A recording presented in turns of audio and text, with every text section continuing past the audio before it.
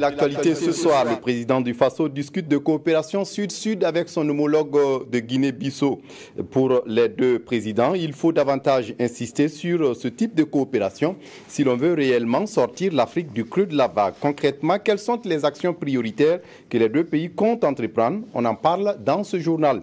Et puis, bilan jugé satisfaisant de l'opération de lutte contre l'incivisme, l'effet dissuasif de la présence des forces de police au point Darfour a un effet certain sur le respect du code de la route.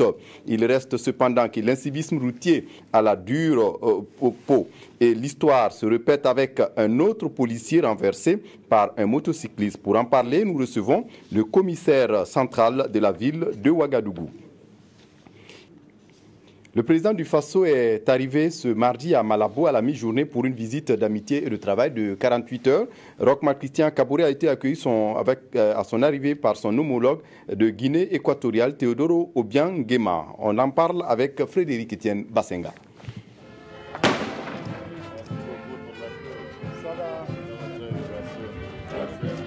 « 21 coups de canon pour célébrer l'amitié entre le Burkina Faso et Guinée équatoriale.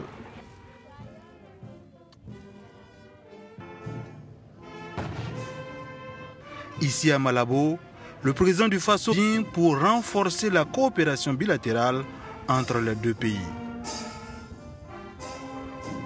Roch-Marc Kaboré et Teodoro Obiang Nguema vont échanger sur les grandes questions africaines, mais aussi sur la question des Burkinabés et des Guinéens.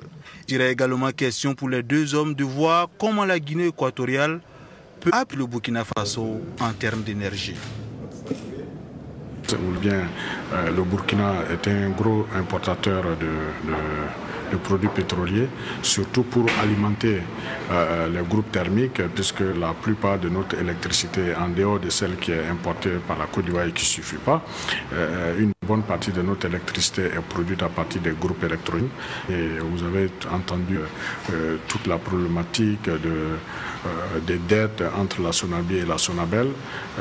Donc, nous pourrons trouver un accord avec la Guinée équatoriale, qui est un grand producteur de pétrole, pour voir comment est-ce que ce pays peut appuyer le Burkina Faso. À cet effet, plusieurs rencontres sont prévues. Les ministres vont d'abord travailler sur plusieurs questions liées à la coopération avant que les chefs d'État ne viennent sceller les différents accords qui seront peaufinés. Le président du Faso, durant son séjour, rencontrera également la diaspora.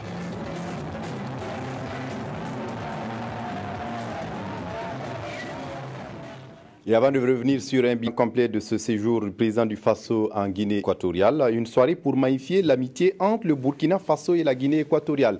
Les deux présidents ont à l'occasion insisté sur la coopération sud-sud comme tremplin pour sortir l'Afrique du creux de la vague. Surtout qu'une forte communauté burkinabé est très active en Guinée équatoriale. Frédéric Etienne Basenga. Des verres levés en signe d'une coopération bilatérale au beau fixe. À cette soirée organisée pour magnifier l'amitié entre le Burkina Faso et la Guinée équatoriale, Burkinabés et Équato-Guinéens ont réaffirmé leur volonté de marcher main dans la main. Prenant la parole en premier, Teodoro Obiang Nguema Basogo a félicité le peuple burkinabé pour sa maturité politique avant de rassurer son hôte du soutien de son pays. Pour le président équato-guinéen, seule la coopération sud-sud peut sortir l'Afrique du creux de la vague. Le Burkina Faso est dans ce contexte de coopération un partenaire privilégié pour la Guinée équatoriale. Car la présence d'une grande communauté burkinabé vivant et travaillant dans notre pays accentue l'intérêt des deux nations à construire un partenariat qui jette les bases d'une coopération multiforme et qui nous voulons stratégique, volontariste et aux intérêts réciproques. Dans ce contexte, les possibilités et potentialités qui s'offrent aux deux parties sont illimitées et notre souhait est d'en profiter au maximum pour les fils de deux peuples.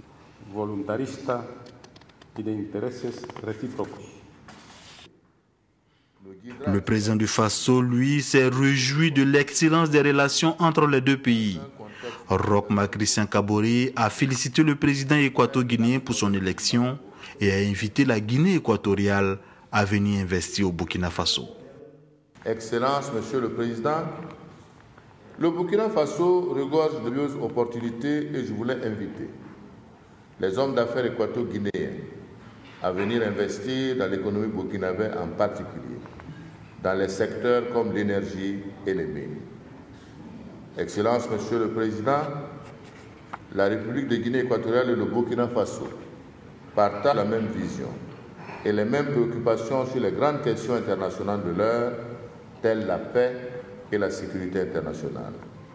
Mon pays est convaincu que c'est par la mutualisation des moyens et des efforts que nos États pourront relever les défis régionaux et internationaux auxquels ils sont confrontés.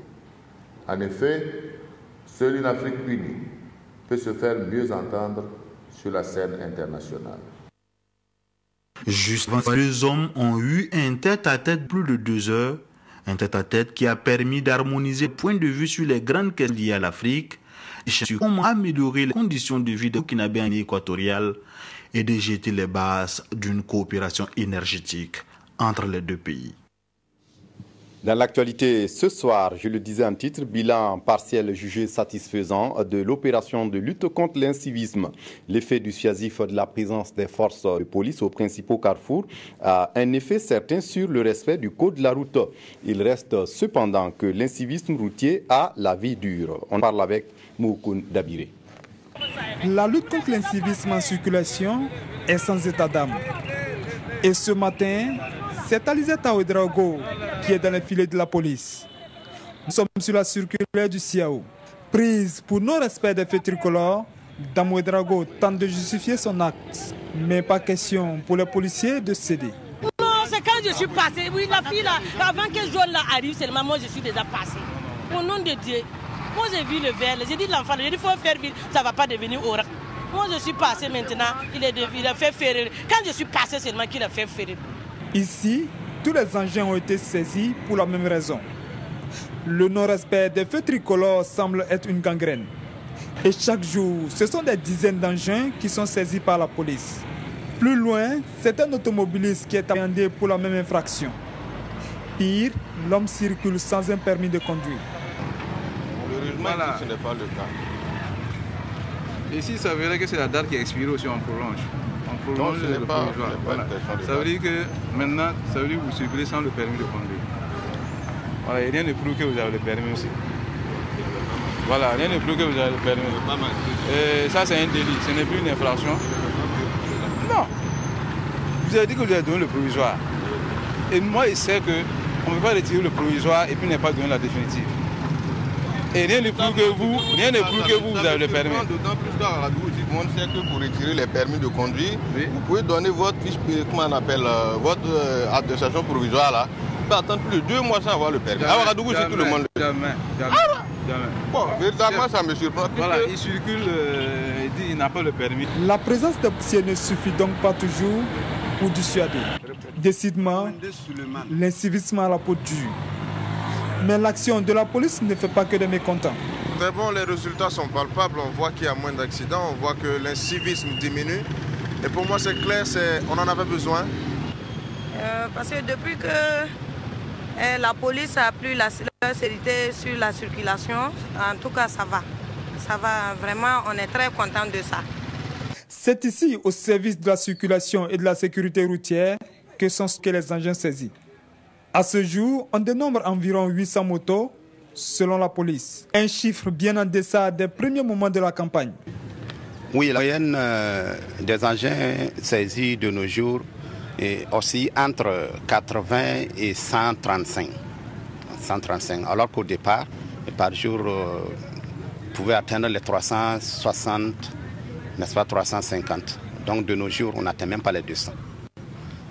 L'incivisme dans la circulation a beaucoup reculé, nous confie le commissaire Kaboré. Mais attention, il n'est pas question de baisser la garde. Car, tel-il, la lutte contre l'incivisme est une lutte de longue haleine. Mieux, les effectifs seront renforcés pour traquer les hors-la-loi. Et l'histoire qui se répète avec un autre policier renversé par un motocycliste. Pour en parler, je le disais, je reçois le commissaire central de la ville de Ouagadougou, le commissaire Alexandre Darga. Bonsoir. Bonsoir, M. Kendo. Merci de venir répondre à nos questions. Que s'est-il passé? Ok, il se passe que ce matin, il y a un usager qui a brûlé le feu tricolore et les éléments l'ont interpellé. Il a fait semblant d'obtempérer et il a poursuivi son chemin. Donc leurs collègues qui étaient au carrefour du feu tellement ont été avisés pour qu'ils l'interceptent. Et arrivé à ce niveau, les éléments qui ont essayé de l'intercepter, l'usager n'a pas trouvé mieux de faire que de foncer sur l'élément. Donc il a embarqué l'élément sur son capot, l'élément s'est agrippé, il a poursuivi son chemin en zigzagant, finalement l'élément a décroché et dans sa chute, il a été victime d'une fracture. À l'heure où nous parlons, il est en soins au niveau de l'hôpital Yalgado. Et l'usager, est-ce que vous avez L'usager a poursuivi sa route malgré l'incident jusqu'à arriver à son domicile. C'est plus tard qu'il a été interpellé et à l'heure où nous parlons, il est en garde à vue dans nos locaux. Oui, on l'a vu dans le reportage, l'opération contre cet incivisme donne des fruits, mais toujours un phénomène qui a la peau dure. Voilà, vous le disiez à l'entame du journal que l'incivisme a la peau dure, je vous le concède. Effectivement, il y a des comportements qui persistent. Beaucoup d'usagers encore continuent de voir aux policiers qui sont dans les carrefours des ennemis. Excusez-moi l'expression, c'est un peu dur, mais c'est comme ça. Puisque chaque fois qu'ils sont interpellés, ils font semblant d'obtempérer et n'hésitent pas à embarquer le policier, foncer sur les policiers. Je ne sais pas qu'est-ce qui peut justifier ce comportement, mais c'est regrettable. Et pour la seule journée d'aujourd'hui, nous avons eu 2 cas similaires. Il y a une situation, peut-être on en parlera dans les jours à venir, où l'élément a été obligé même de faire usage de son arme. C'est un peu regrettable, mais c'est pour dire jusqu'à quel point, malgré l'appréciation qu'une bonne frange de la population a de cette activité de la police, il y a encore des irréductibles qui continuent d'avoir des comportements regrettables et qui mettent quotidiennement en danger la vie de nos hommes fous. Et dans le cas où l'élément a fait usage de son arme, c'était un motocycliste ou... C'était encore un automobiliste. Bon, mais là, c'est sur les roues que l'élément a utilisé son arme. Dieu merci, il n'y a pas eu de blessés. Mais à ce niveau, reconnaissons que c'est un comportement encore regrettable. Parce que là, les faits sont passés au carrefour SP-CNLS. C'était aux environs de 19h. L'usager circulait sans plaque d'immatriculation. Et vous comprenez bien que dans un contexte où le terrorisme, la lutte contre le terrorisme est d'actualité, les éléments naturellement ont interpellé l'usager pour vérifier ce qu'il avait dans son véhicule et contrôler son identité. L'usager a refusé d'obtempérer et les éléments qui étaient au carrefour à l'embranchement route Fada-Kaya ont été appelés au secours. C'est ces derniers qui ont tenté de l'intercepter. Et là encore, c'était la même chose. L'usager a renversé le policier et il a poursuivi sa route jusqu'à ce que un autre de ses collègues fasse usage de son arme pour crever la roue. Et malgré tout, il fonçait. C'est les autres usagers qui ont appuyé les éléments pour pouvoir l'immobiliser. J'avoue que c'est regrettable et c'est l'occasion pour moi encore d'insister sur cet appel que nous n'avons cessé de lancer. Les hommes au carrefour font leur travail. Ils veillent à la sécurité des uns et des autres. C'est pour la sécurité des usagers de la route qui sont à ce carrefour. C'est leur travail qu'ils font. Et nous invitons encore ceux qui n'ont pas encore compris le message que voilà, par ce comportement, ils mettent en danger la vie de nos hommes, ils mettent en danger leur propre vie, ils mettent en danger la vie des autres usagers, toutes choses regrettables.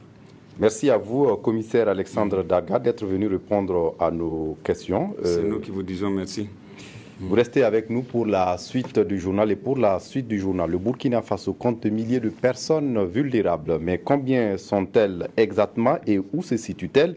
Difficile parfois de le savoir. Le ministère en charge de l'action sociale est engagé dans un processus d'identification pour rendre disponible un registre sur ces personnes. L'approche a pour intérêt de faciliter la gouvernance, mais aussi la coordination de l'assistance sociale. Explication avec Tanga Robert Kafando. Ramata Ouedraogo ouvre la liste des personnes potentiellement vulnérables de la commune de Manga. Un enregistrement symbolique marquant le début de l'opération pilote de ciblage des personnes vulnérables au Burkina Faso. L'objectif est de disposer d'un registre unique des personnes vulnérables au Burkina afin de mieux coordonner les actions d'assistance sociale. Et si vous constatez, au Burkina Faso, presque tout le monde se réclame vulnérable et l'absence de statistiques et de données fiables, ainsi que les interventions disparates des partenaires, rendent difficile la mise en œuvre de cette politique nationale de protection sociale. Et le lancement de cette opération de ciblage vise à identifier les personnes vulnérables et les enregistrer dans un registre unique qui sera un référentiel pour l'ensemble des acteurs. Le ciblage des personnes vulnérables est une nouvelle approche impulsée par le gouvernement et dont les orientations techniques et les articulations ont été définies par le secrétariat permanent du Conseil national pour la protection sociale. Les données que nous allons collecter vont être traitées sur le plan informatique d'abord. Après avoir traité ces données de manière informatique, ces données, les résultats viennent au niveau de la localité, de la commune, qui seront ensuite validés par un comité de validation qui sera mis en place. Et lorsque ce comité de validation valide les informations, et nous arrêtons la liste des personnes vulnérables. Et ensuite, maintenant, il y a un programme de réponse qui va venir soutenir ces personnes-là. Cette phase pilote concerne les communes rurales de Bandé et Sérénéga, les communes urbaines de Kaya et Manga et l'arrondissement 3 de Port-du-Lasso. Et puis les membres de la coalition nationale des acteurs économiques pour un commerce équitable s'inquiètent quant au respect des dates prévues pour les élections consulaires à la Chambre de commerce et d'industrie du Burkina Faso. Ce matin, face à la presse, ils ont souhaité que ces élections se tiennent à bonne date et qu'on en finisse avec les délégations spéciales. Yulan Lompo. La coalition nationale des acteurs économiques pour un commerce équitable monte au créneau pour défendre l'intérêt général de tous les commerçants. Après le toilettage des textes adoptés de façon consensuelle, elle souhaite que les élections du 13 novembre 2016 soient maintenues afin de mettre fin à la délégation spéciale qui n'a que trop duré. La coalition rejette tout amendement des statuts de la Chambre de commerce et d'industrie avant les élections du 13 novembre 2016. La coalition s'oppose à toute modification des commissions, bien qu'elle n'en ait pas membre. Tout en disant non à une chambre de commerce téléguidée, les membres de cette coalition disent ne pas défendre un candidat, mais un programme. On veut des hommes vraiment qui ont des projets pour la jeunesse commerçante du Burkina. Un homme intègre, on ne peut pas être intègre à 100%. Mais au moins des gens qui ont un humanisme dans leur cœur. Elle invite les uns et les autres à fédérer leur énergie dans l'intérêt du Burkina Faso. La Chambre de commerce et d'industrie du Burkina qui signe une convention pour la formation d'environ 500 jeunes. C'est à la demande de l'Organisation des transporteurs routiers du Faso. Sur quoi porte la formation et de quelle localité viennent ces jeunes? Éléments de réponse avec Moussa Ouidraogo et Célestin Moukundabire.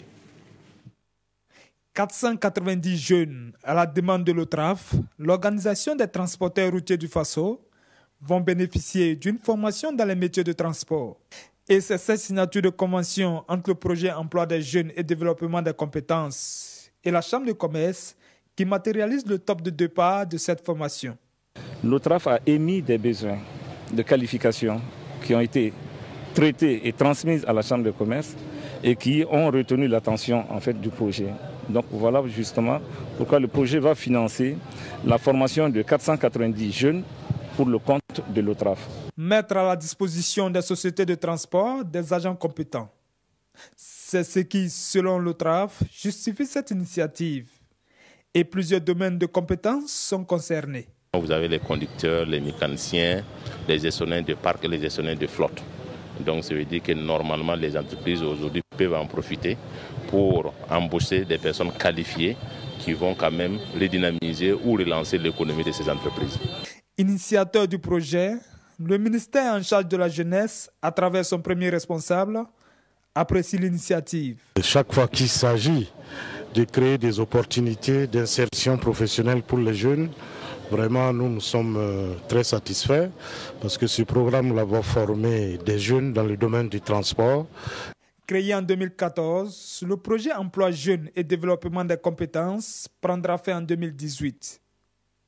Il a pour objectif de favoriser l'accès à l'emploi des jeunes de 16 à 35 ans, et ce, à travers des formations professionnalisantes.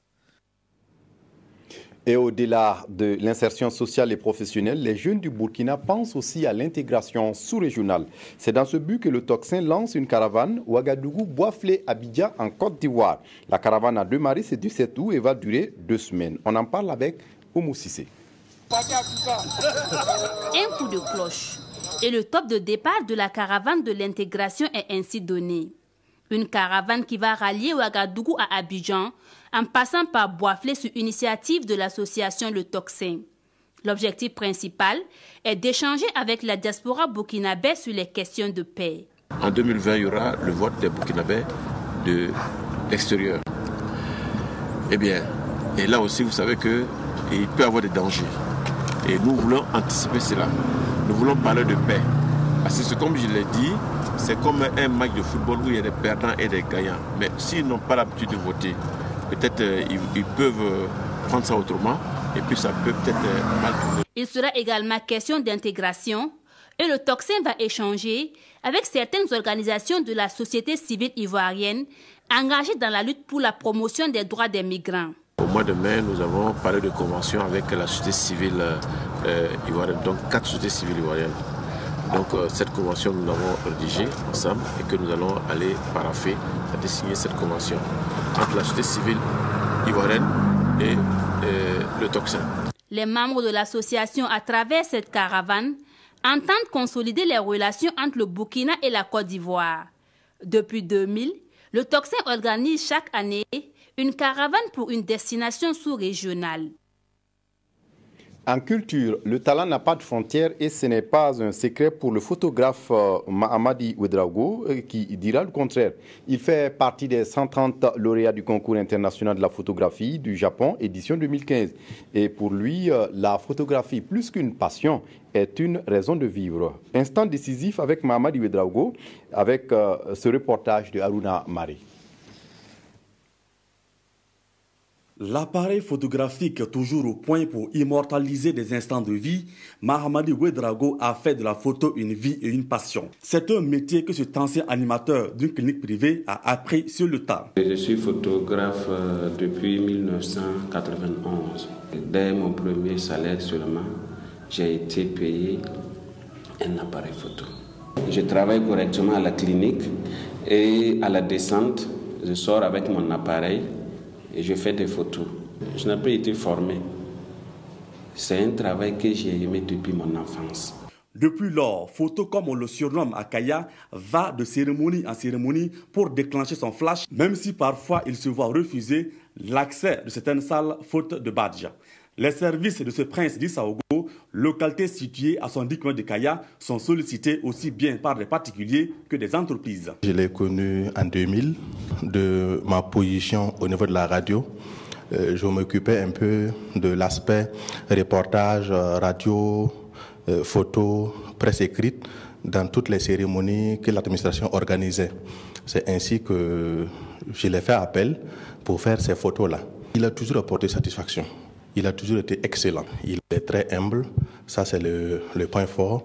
Il est persévérant, vraiment c'est le point fort. Le point faible est qu'il n'a pas confiance en lui-même.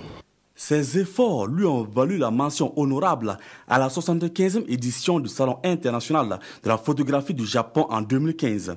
Un concours qui a décerné à l'occasion 130 prix, dont 6 prix spéciaux et 124 mentions honorables. C'est des photos de sensibilisation, les photos de culture que j'ai envoyées. C'est un truc que même je ne croyais pas. J'ai fait ça comme ça seulement. Vu le matériel que nous aussi nous avons, bon, c'est trop ancien. Et surtout que c'est un concours international et il y a beaucoup de pays qui vont postuler. Je ne disais même pas que j'allais avoir, mais j'ai fait ça pour tester mon niveau, quoi.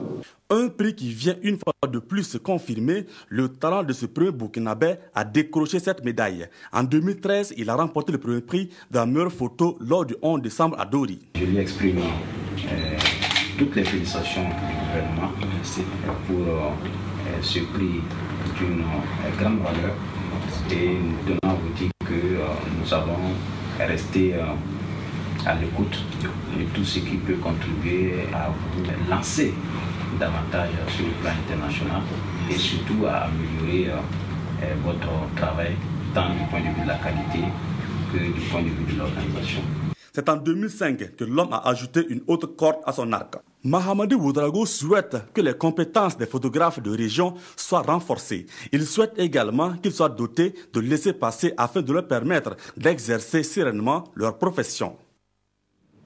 À l'occasion de la visite de Pascal Dick, président mondial de la Jeune Chambre internationale au Burkina Faso, la Jeune Chambre internationale Burkina Faso a organisé un dîner gala ce mardi 16 août à Ouagadougou.